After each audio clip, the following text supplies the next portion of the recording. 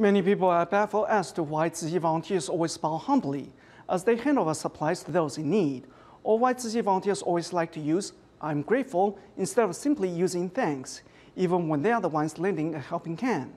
Some might even think such gestures are pretentious or even condescending. However, there's a reason behind the volunteers' behavior. We find out why in our report.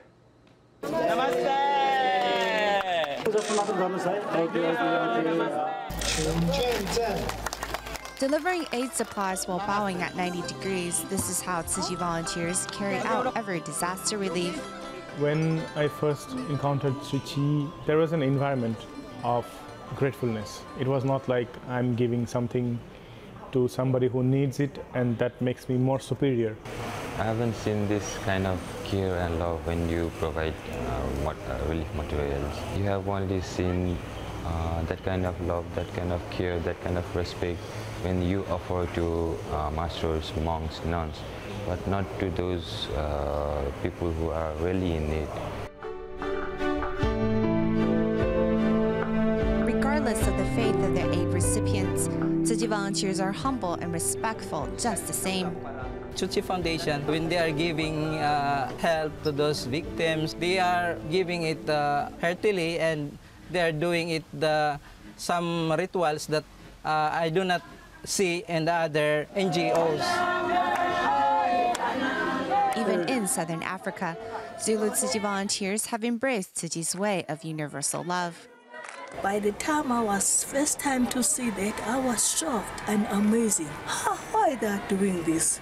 After time, I learned that, we spread the seed of great love.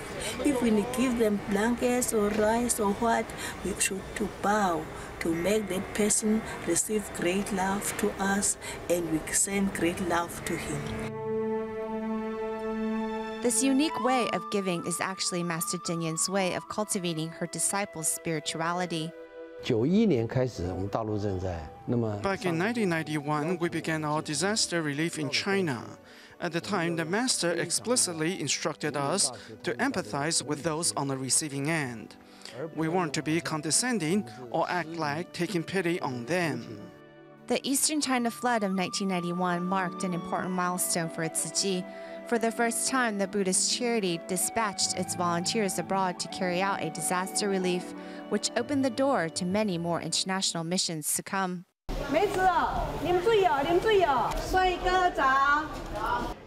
Xu Yuzhai is like a busy housekeeper of Tzu Chi Nehu grounds.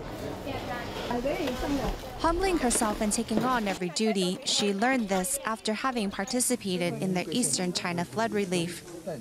When I was about to head out, Master Zhenyan called us all back to Hualien to remind us in person that we represent Tzu Chi instead of ourselves. She said many things. She said that we must be very respectful. And really, the way we conducted the relief distributions really surprised all the officials. They were very curious as to why we were so humble while helping out those in need.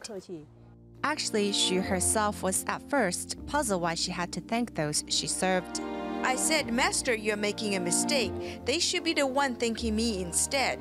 But the Master said it is because they have shown us people in need so that we have chance to serve, and that we must hand over the supplies with both hands instead of just using one hand. I was really confused. I wondered why Tzu Chi had to do things differently. The Master said that I was holding on to my illusory ego and was being conceited, as I thought helping others makes me more superior, so I needed to learn properly. Through learning to be humble and grateful, Xu slowly became a different person.